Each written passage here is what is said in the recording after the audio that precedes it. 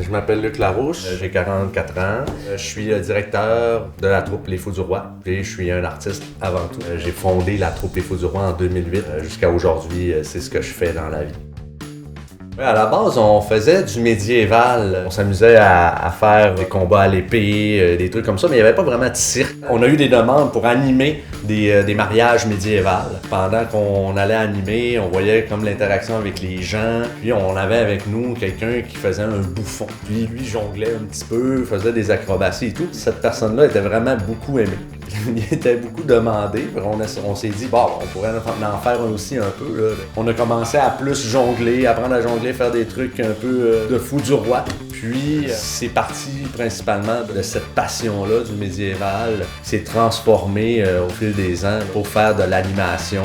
Les gens qui se sont jumelés à la troupe, c'était pour faire du cirque. Donc c'est sûr que le médiéval a pris un peu de côté, puis le cirque est venu vraiment prendre plus de place. On s'entraîne à toutes les semaines pour pouvoir apprendre des nouvelles techniques, apprendre des nouvelles choses, pour être multidisciplinaire, amener de la nouveauté aussi là, dans nos apparitions. Le cirque, tout dépendant de jusqu'où tu te rends dans tes disciplines, ça peut être très dangereux. Il m'est arrivé quand même beaucoup de choses là, au fil des ans. Comme à l'époque, j'avais fait une chute en échasse. Lors d'un entraînement, par chance. J'ai tombé, puis je me suis cassé les deux bras, puis le genou.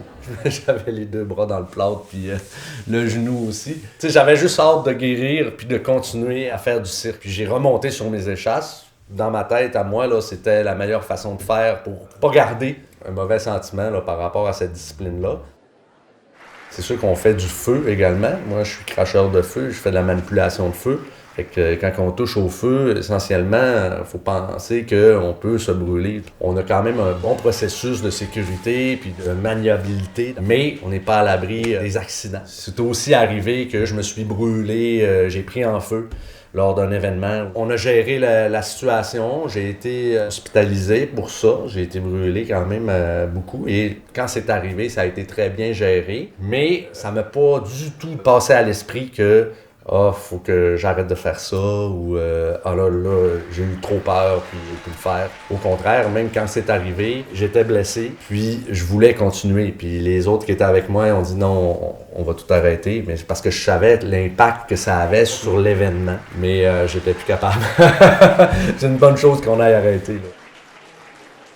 Quand des accidents comme ça arrivent, ben, on est capable par la suite d'évaluer ce qui s'est passé, puis faire encore davantage attention, mettre encore plus de sécurité. Ça a été constructif, en fait. Ce qu'on fait, c'est quelque chose de très professionnel, il y a des hauts risques. Donc, ça montre encore plus dans notre tête que ce qu'on donne au public, il faut que le public se rende compte qu'il y a des risques et il y a beaucoup de travail en arrière de ça. C'est pas juste d'aller s'amuser puis de pas faire attention à rien. Donc, c'est vraiment de se concentrer sur ce qu'on fait. Je sais pertinemment que peu importe ce qui se passe dans ma vie personnelle, quand je vais arriver sur le terrain, en costume, maquillé, en commençant à faire ce que j'ai à faire, je vais ressentir l'énergie du public, je vais tout oublier, mes problèmes. On se sent heureux de faire ça, dans le fond. Ça, c'est vraiment la principale cause pourquoi je fais ça encore aujourd'hui. Ils sentent qu'on est en interaction avec eux, qu'on devient presque amis avec eux. C'est comme ça que les Fous du Roi se sont fait connaître, parce qu'ils se disent « Hey, c'est vrai, tu te souviens-tu de moi? » On fait pas seulement un spectacle sur une scène où il y a comme la séparation entre la scène et le public. Nous, on est dans le public. Donc, c'est pour ça que les gens ressentent davantage une interaction puis une connexion. Je me pose régulièrement la question, qu'est-ce que je vais faire plus tard? Parce que veux pas, on commence à vieillir à mon âge. Ça prend plus de temps qu'avant de me remettre. Je me dis, le plus longtemps que je vais pouvoir animer, je vais juste réadapter mon animation. Je vais essayer de faire ça le plus longtemps possible parce que c'est tellement bénéfique pour mon cœur, mon âme, d'être avec les gens.